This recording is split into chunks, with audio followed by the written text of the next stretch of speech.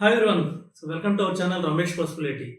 So ఇప్పుడు మనం ఒక మేజర్ ఫైనాన్షియల్ మిస్టేక్స్ అంటే మేజర్ ఇన్వెస్ట్మెంట్ మిస్టేక్స్ గురించి తెలుసుకుందాం.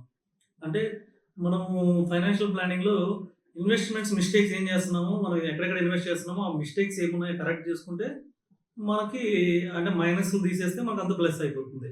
సో ఈ మేజర్ మిస్టేక్స్ ఎక్కడెక్కడ జరుగుతున్నాయో నేను మీకు కొన్ని చెప్తాను. అలాగే మ్యూచువల్ ఫండ్ కానీ, ఈక్విటీ మార్కెట్స్ కానీ ఇవి కూడా ఎక్కడ మిస్టేక్స్ చేస్తున్నారో కూడా చెప్తాను.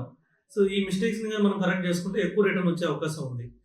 సో ఫస్ట్ ఆఫ్ ఆల్ ఏంటంటే చాలామంది ఏం చేస్తున్నారు, జాబ్ రాగానే అందరూ వెళ్ళేసి ట్రెడిషనల్ ఒక ఇన్సూరెన్స్ ప్లాన్లో ఇన్వెస్ట్ చేస్తున్నారు. నేను ఏం చెప్తానంటే దీనికన్నా ట్రెడిషనల్ ఇన్వెస్ట్మెంట్ ప్లాన్ కన్నా మీరు ఫస్ట్ వచ్చి టర్మ్ ప్లాన్ మీద ఇంట్రెస్ట్ చూపించండి.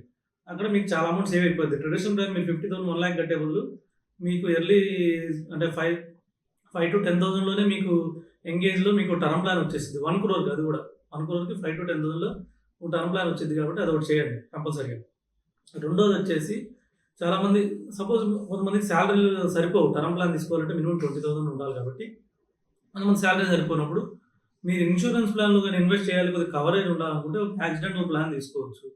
లేదంటే యూలిప్లు ఉంటాయి, యూనిట్ లింక్డ్ ఇన్సూరెన్స్ ప్లాన్స్ అని, అందులో కొద్దిగా అమౌంట్ ఇన్వెస్ట్ చేయొచ్చు. ఎందుకంటే అవి కూడా కొద్దిగా 2 to 3% ఎక్స్పెన్స్ రేషియో పోయినా కానీ కొద్దిగా రిటర్న్ బాగానే వచ్చింది ఇది రీసెంట్గా. సో అన్ని యూలిప్లు అన్ని కంపెనీ యూలిప్లు బాగానే వచ్చింది. కానీ ట్రెడిషనల్ ప్లాన్లో ఇన్వెస్ట్ చేయొద్దు, ఎందుకంటే అవి అటు 5% కన్నా ఎక్కువ రాదు, మీకు 5 to 6% కన్నా ఇక్కడ ఈ కంపెనీ ఎక్కువ రాదు ఫ్యూచర్లో. సో వీటిని ఒకటి కరెక్ట్ చేసేసేయండి. నెక్స్ట్ వచ్చేసి మనకి మార్కెట్ గురించి మాట్లాడుకుందాం. ఈక్విటీ మార్కెట్స్లో ఎప్పుడైనా అందరిని అట్రాక్ట్ చేసేది ఏంటంటే యూఫోరియా అంటే అందరూ ఈ స్టాక్ మార్కెట్ పెరిగిపోతుంది అన్నప్పుడు అదొక ఎగ్జైట్మెంట్ వచ్చేదని అప్పుడు ఇన్వెస్ట్ చేయడం మొదలు పెడతారు. ఎప్పుడైనా గుర్తుపెట్టుకుంటే మార్కెట్ పెరిగిపోతుందని అందరూ తెలిసిందో అంటే దాని టైం దగ్గర పడుతుందని అర్థం. సో అప్పుడు ఏం చేయాలి, మన దగ్గర ఉన్న స్టాక్స్ కొంచెం అమ్మాలి. మంచి స్టాక్స్ అయితే ఉంచుకోవచ్చు, కొన్ని స్టాక్స్ మనకి మీడియం రేంజ్ ఉన్న స్టాక్స్ని మనం కొద్దిగా అమ్ముకోవాలి. మళ్ళీ అందరూ మళ్ళీ మార్కెట్ పడిపోతుంది, మార్కెట్ వేస్ట్ అన్నప్పుడు మళ్ళీ అప్పుడు ఇన్వెస్ట్ చేయాలి. అప్పుడు మన దగ్గర ఉన్న అమౌంట్ని కొంచెం ఇన్వెస్ట్ చేస్తే అప్పుడు వచ్చే రిటర్న్స్ వేరే లెవెల్లో ఉంటాయి. హైలో ఉన్న దానికి ఇన్వెస్ట్ చేసిన దానికి లోలో ఉన్నదానికి సో చాలా డిఫరెన్స్ వస్తుంది. అదే సపోజ్ మీరు హైలో ఉన్నారు, ఓకే నో ప్రాబ్లం, మళ్ళీ మీరు లోకి వచ్చినప్పుడు ఏం చేస్తారు, మళ్ళీ కొనండి, యాడ్ చేయండి. అవి మంచి స్టాక్స్ అయితే, మంచి ఫండమెంటల్ స్ట్రాంగ్ స్టాక్స్ ఉంటే సో దాంట్లో యాడ్ చేయండి. ఇప్పుడు కరోనా టైంలో చూడండి, మేజర్ మనకి ఇప్పుడు మారుతి సుజుకి షేర్ ఉంది, 2,000 రూపాయలకు వచ్చింది. ఎలాంటి షేరు 800-900 వచ్చింది. సో ఇలాంటి బ్రిటానియా షేర్ సగం కన్నా ఎక్కువ పడింది, హెచ్డిఎఫ్సి బ్యాంక్ షేర్ సగం కన్నా ఎక్కువ పడింది. ఇలాంటి క్వాలిటీ స్టాక్స్ రిలయన్స్ ఇండస్ట్రీస్ పడింది, టాటా మోటార్స్ 100 రూపీస్కి వచ్చింది, ఇప్పుడు ఎంత మనకి మళ్ళీ 1,100కి వచ్చేసింది. సో అలాంటి టైంలో మీరు కొనుంటే టాటా మోటార్స్ 100 రూపీస్లో ఇవాళ ఎంత 1,100 రూపీస్. ఆ రోజు 1 lakh పెడితే ఇవాళ 11 lakhs రూపీస్, ఆ రోజు 10 lakhs పెడితే ఇవాళ 1 crore 10 lakhs రూపీస్. సో ఇది ఆపర్చునిటీ. అంటే మార్కెట్ పడినప్పుడు భయపడకూడదు, అలా అని చెప్పి మొత్తం ఇన్వెస్ట్ చేయకూడదు, కొంచెం ఇన్వెస్ట్ చేయాలి. అలాగే మార్కెట్ పెరిగిపోయినప్పుడు పెరిగిపోతుందని ఉన్న అమౌంట్ మొత్తం ఇన్వెస్ట్ చేయకూడదు, కొంచెం అమౌంట్ ఇన్వెస్ట్ చేయాలి. ఎందుకంటే ఇంకొద్ది పైకి వెళ్తే మనకు లాస్ అవుతుంది కానీ కొద్దిగా అమౌంట్ ఇన్వెస్ట్ చేయాలి. సో రెండింటిలో ఒకటే ప్రాసెస్. పడేటప్పుడైనా సరే మనం కొంచెం కొంటా పోవాలి, అమ్మేటప్పుడైనా సరే మనం కొంచెం అమ్ముతా పోవాలి. దీన్ని పాటిస్తే మనకి మంచి రిటర్న్స్ వచ్చే అవకాశం ఉంది. ఇది సేమ్ అప్లికబుల్ టు ఆల్మోస్ట్ అన్ని ఇన్వెస్ట్మెంట్స్కి సేమ్ అప్లికబుల్ ఉంటుంది. ఇది రియల్ ఎస్టేట్ అయినా మనం తక్కువలో ఉన్నప్పుడు అంటే మార్కెట్ లేనప్పుడే మనకి ఎక్కువ నెగోషియేట్ చేయగలుగుతాం.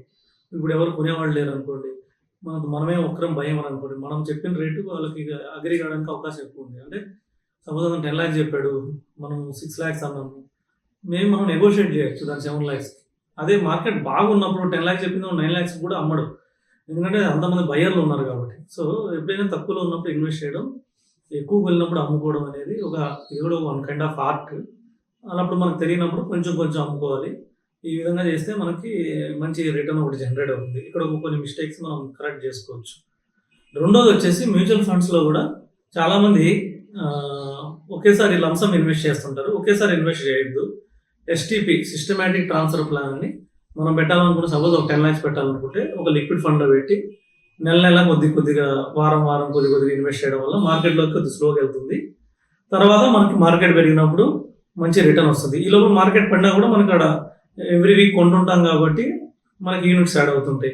సో ఇది మ్యూచువల్ ఫండ్లో ఉత్తమమైన పద్ధతి. అంటే మనం ఒకేసారి పెట్టాలనుకుంటే ఎస్ఐపి అనేది ఎప్పటికీ మంచిదే. సో వీలైనంత మ్యూచువల్ ఫండ్లో పెట్టిన అమౌంట్ మాత్రం మీ చిల్డ్రన్ ఎడ్యుకేషన్ కానీ మీ రిటైర్మెంట్కి కానీ వాడండి. ఎందుకంటే ఇవి మనం డైలీ అమ్మే కావు, కొనే కావు. ఈ లాంగ్ టర్మ్ ఉంటే వెల్త్ కంపల్సరీ క్రియేట్ చేస్తాయి.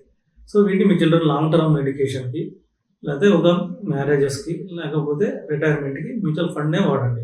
స్టాక్స్లో ఎక్కువ పెట్టద్దు. సో ఈ విధంగా మీరు మిస్టేక్స్ కరెక్ట్ చేసుకోండి.